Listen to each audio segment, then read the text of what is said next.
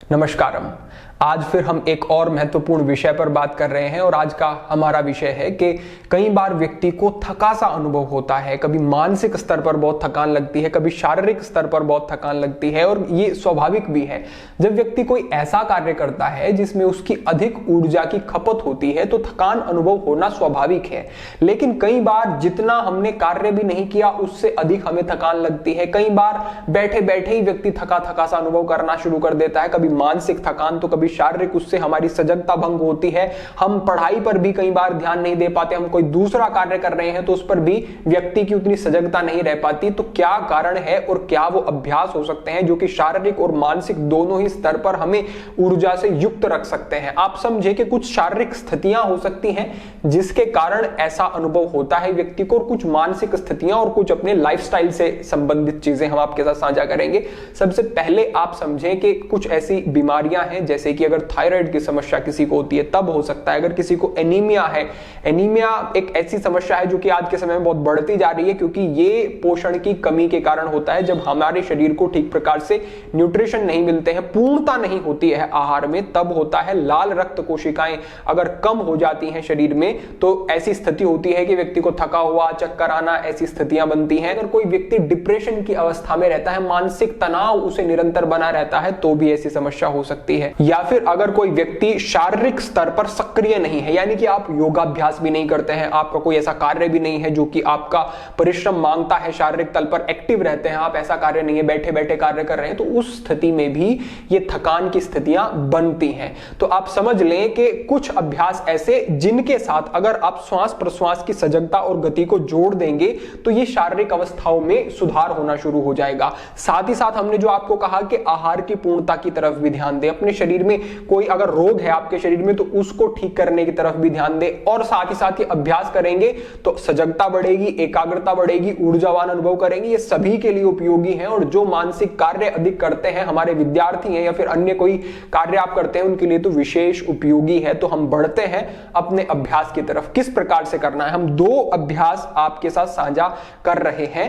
इनमें आपको सजगता ये रखनी है कि सांसों की गति और गहराई का ध्यान रखना है। कैसे करना है, इस प्रकार से आप आ जाएं और पर्वतासन में आपको आ जाना है। पर्वतासन में आपको एक महत्वपूर्ण चीज का ध्यान रखना है। सबसे पहले हमने पहले भी बताया है कि आपके पैरों की एड़ियां जो हैं इस प्रकार से मैट से स्पर्श होनी चाहिए, और आपको अपनी गर्दन को अंदर की तरफ ले जाते हुए अपनी नाभि की तरफ ले जाना है। नाभि को जैसे आप देख रहे हो,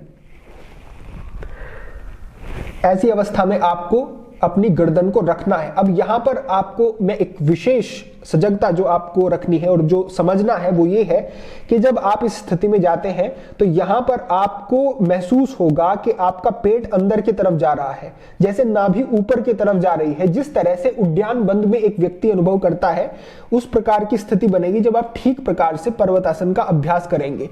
तो यहां पर जो आप पूरी सांस को बाहर छोड़ेंगे तो अधिक मात्रा में सांस को आप बाहर छोड़ सकेंगे। और जब आप यहीं से नीचे से जाएंगे और इस प्रकार से जाकर के भुजंगासन की स्थिति में रुकेंगे तो आप देखेंगे कि अधिक मात्रा में आप सांस को अंदर ले पा रहे हैं, क्योंकि आपके कंधे जो हैं यहां पर पीछे की तरफ इस तरह से होने चाहिए।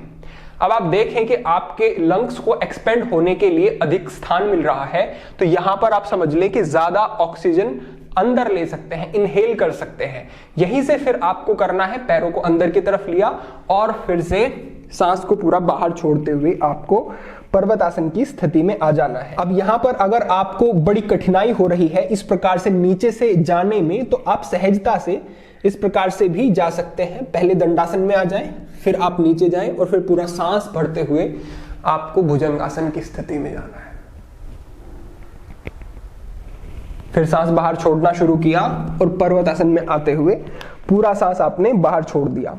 अब आपको ध्यान रखना है कि इन दोनों ही स्थितियों में आपको कुछ समय तक रुकना है। समझे कि जब पर्वतासन में जा रहे हैं, पूरा सांस बाहर छोड़ दिया है, तो बाहर छोड़ के सांस को बाहर थोड़ा सा उसे रोक करके रखें। इससे क्या होगा कि जब सांस को अंदर लेकर के अंदर रोका जाता है तो जो ऑक्सीजन का और कार्बन डाइऑक्साइड का आदान प्रदान है उसकी जो प्रणाली है उसमें सुधार आना शुरू हो जाता है।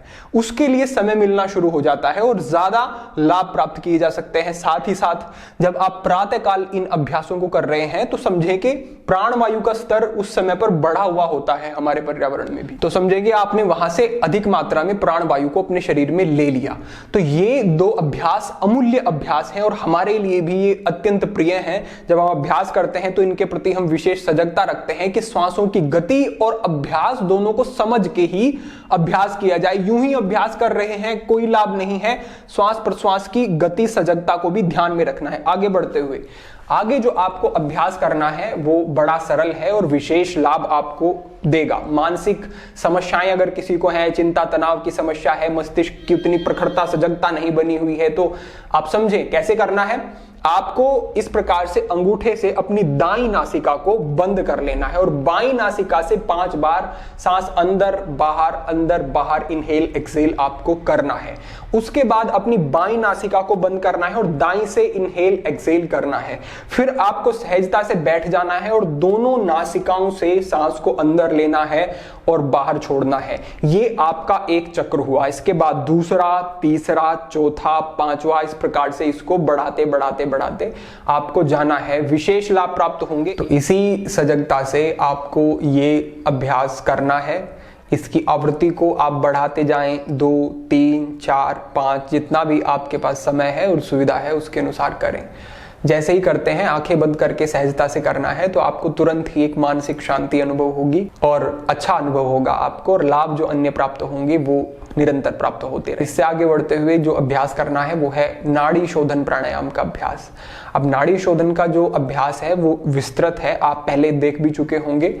अगर नहीं देखा है आपने तो आप नाड़ी शोधन प्राणायाम की हमने जो विधि साझा की है वो आपको हम वीडियो के अंत में भी आपको प्राप्त हो जाएगा। वहां से जाकर के आप उस अभ्यास को देखें और जरूर करें, उससे लाभ होगा। अंत में आपको करना है योग निद्रा का अभ्यास या फिर ध्यान का अभ्यास। आपके लिए ध्यान के लिए भी हमने एक मार्गदर्शन साझा किया हुआ है, वो भी प्राप्त हो जाएगा। उसको आप चला करके आराम से सहजता से कमर सीधी करके आंखें बंद करके एकांत स्थान पर बैठ जाएं और हमारे शब्दों की तरफ ध्यान देते हुए जहां जहां सजगता को ले जाने के लिए कहा जाता है वहां वहां ले जाएं। लेट के भी उस अभ्यास को आप कर सकते हैं। तो ये जो आपके लिए होगा, पहले 2 आसनों के अभ्यास, उसके बाद जो हमने प्राणायाम की आपको एक विधि साझा की नाड़ी शोधन प्राणायाम, और ये जो हमने आपको योग निद्रा या फिर जो आपको मार्गदर्शन के साथ ध्यान करने का हमने विधि बताई या फिर सजगता को एक स्थान पर बनाए रखने की, तो ये बड़ी उपयोगी आपके लिए होगी और आपको ऊर्जा भी अनुभव होगी, मन भी शांत होगा और आपकी कार्य क्षमता भी बढ़ जाएगी। अनेक लाभ प्राप्त होंगे। योग की अमूल्य ये विधियां हैं, इनको आप श्रद्धा पूर्वक धारण करें अपने जीवन में और लाभ उठाएं। तो इस प्रकार की हम कामना करते हैं कि आप इस ओर ध्यान देंगे और जीवन में धारण करेंगे। आज के लिए आपके लिए यही मार्गदर्शन था। भविष्य में अन्य विषयों पर चर्चा होगी। सभी के लिए प्रार्थना, सभी के लिए मंगल कामना। आज के लिए इतना ही। ओम नमः शिवाय।